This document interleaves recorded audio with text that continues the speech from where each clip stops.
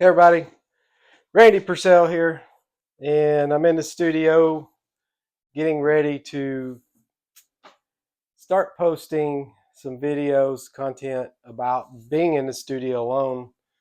I thought I've been watching the series Alone on History Channel, and I really love just seeing how everybody reacts to this time spent in their own thoughts.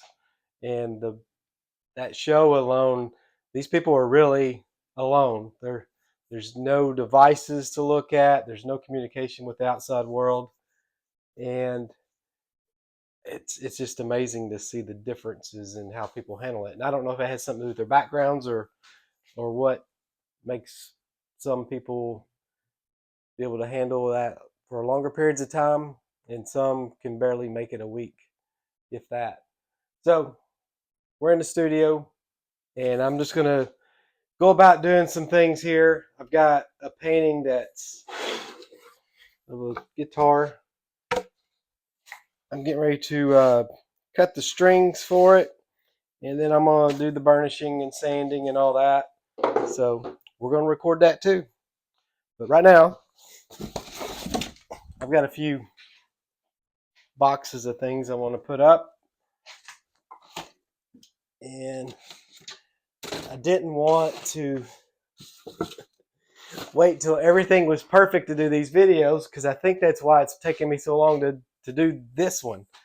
I read things, and how many times do you hear somebody say it's better to do something bad than to like wait until you can do it perfect? Because if you keep waiting till everything's perfect, you won't get anything done. So I don't care how I look. I don't care how the studio looks. I'm gonna make some videos and I'm gonna post them on all my social media stuff, and I'm gonna write about it. And what comes of it is, it's fine either way.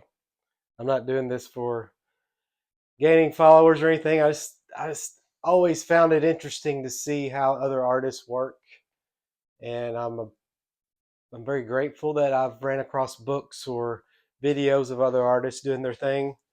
And sometimes you learn things that you can bring into your studio, and sometimes it's just like, man, I can't believe they do that. There's no way I would do that. So yeah, we're all curious, right? So I want to share some of my curiosities, um, especially between here and in the shop side of my studio, because it's almost like the shop side is my playground. This is the business side, because I've been doing these paintings for a while. I kind of know what to expect most of the time, and it's not as experimental. So when I want to play, I go to the playground over there, and it's got, here, let's go for a walk. We're gonna go over there and just kind of check that out. I'm gonna turn off the GoPro because I don't want to carry two devices. But we're gonna go over here in the studio and or the shop. Let's get some lights on. And it's a mess. I don't I don't necessarily keep it is in his order like I'd like, but I have a lot of scrap wood, um, frames and stuff that I've built. I got boxes of like old blueprints, which is really cool because I'm getting ready to do a large piece, a painting that's going to have all these different layers. And I've done some things with blueprints before, but I got some new ideas that are fresh. As you can see, everything's kind of in a place somewhat. I've got some really cool boxes that I bought at an estate sale. Somebody had collected a bunch of things. It was in a barn. There's a lot of car related items, which is nice. And I've got old toolboxes that I've bought at estate sales and stuff that I like to play around with shapes, fishing, bobbers or floaters, whatever you want to call them. I got a box of some fishing lures, a lot of musical pieces, And yeah, there's random stuff in some of these things, piano parts. So, and like, here's a contraption piece I've been working on. It's kind of been fun just putting together these things. If you look close, you can see metal letters. I've got a lot of stenciled letters and stuff.